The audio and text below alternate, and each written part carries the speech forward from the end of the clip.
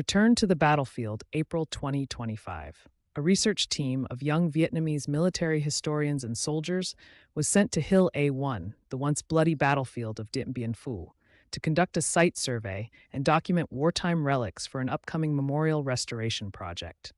Among the group were Quang, the team leader, Nam, a quiet linguist, Min, the youngest, only 20, and two other soldiers.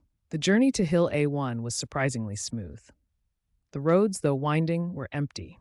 The landscape of Dien Bien had changed greatly since 1954, now adorned with eucalyptus trees, yellow-flowered shrubs, and the occasional sound of scooter engines from the nearby town. But as they stepped onto the grassy mound of Hill A1, the air shifted. It grew colder. The usual sounds of insects and birds fell silent. Quang paused, narrowing his eyes at the terrain. "It feels too quiet," he muttered. As the team set up their tent and began unloading equipment, Nam found a rusted piece of shrapnel embedded in the dirt.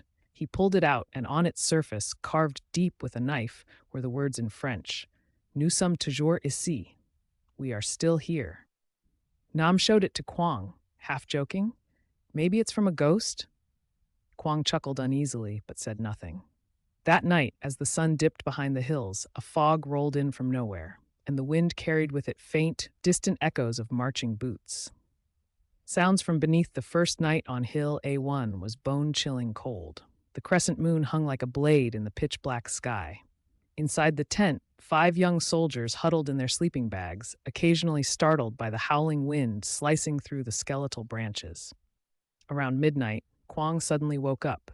He had just escaped a vivid nightmare, trapped in a deep bunker, the exit sealed, and ghostly whispers in French echoing through the darkness. A cold, clammy hand had grabbed his ankle. As he sat up, cold sweat on his brow, he noticed his pant legs were covered in damp, sticky mud, despite never leaving the tent. From far away, a faint air raid siren wailed, broken and distant, as if drifting from another time. The cursed diary. The next morning, the group explored a collapsed pit, recently exposed by erosion. Beneath it lay the rotting entrance to an old bunker. Inside, the air reeked of rust and decay. Amid the debris, they found a moldy wooden trunk. Inside it, a weathered leather-bound diary, the handwriting inside faded but still legible, written in French.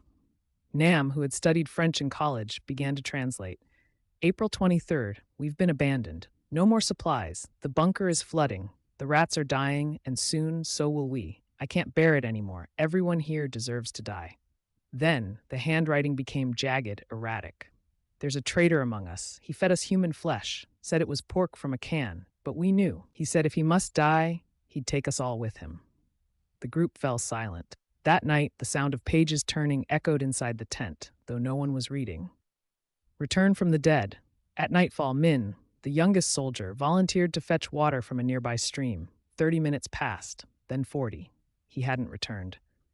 Suddenly, a scream rang out from the jungle. "Help me! It's in the bunker." They rushed toward the sound, following footprints that led nowhere. No sign of Min, no struggle. They turned back, confused and panicked, only to find Min sitting in the tent, silent, back turned. "Where have you been?" Quang asked, hand on Min's shoulder. Min turned slowly, his skin deathly pale, lips purple, eyes wide open and vacant. He didn't speak, didn't eat, just sat in place, unblinking like a statue. That night, Quang dreamed of Min standing in a battlefield, surrounded by corpses in French uniforms, blood pooling beneath them. Min pointed straight at Quang and whispered, "They haven't left, and neither have I." By morning, Min was gone. Only a bloody smear remained on the last page of the diary. Hill A1 awakens. On the third day, an eerie mist blanketed Hill A1.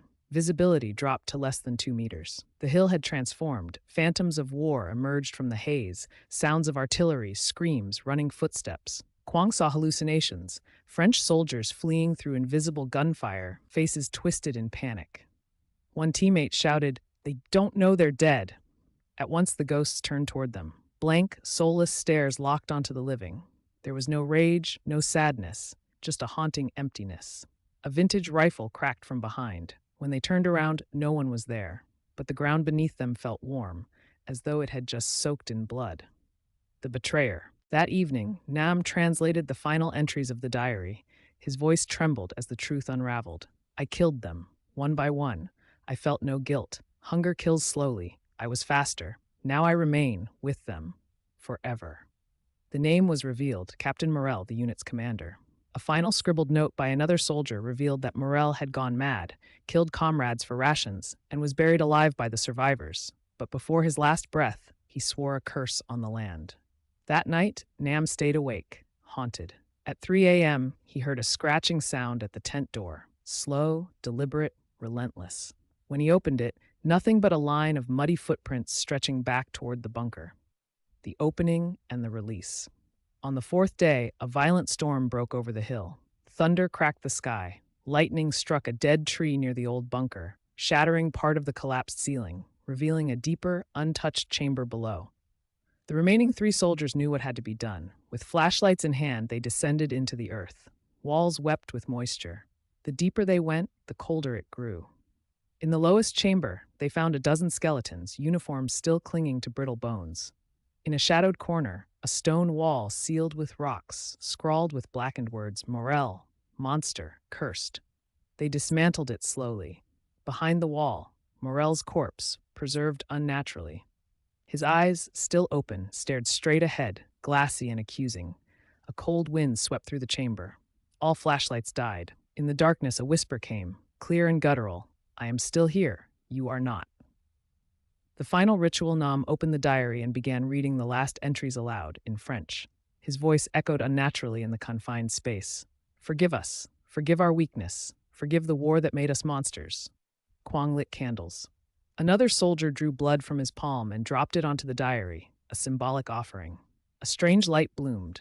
Morel's body crumbled into ash. The groans, whispers, and screams ceased. Peace, for the first time in decades, settled in the chamber. Dawn and the missing page. The next morning was warm and clear. Birds sang, mist lifted. As they drove away, Quang flipped through the diary one last time, only to discover the final page was missing. A fresh line of handwriting appeared on the back cover. As long as memory survives, so too shall the soul remain.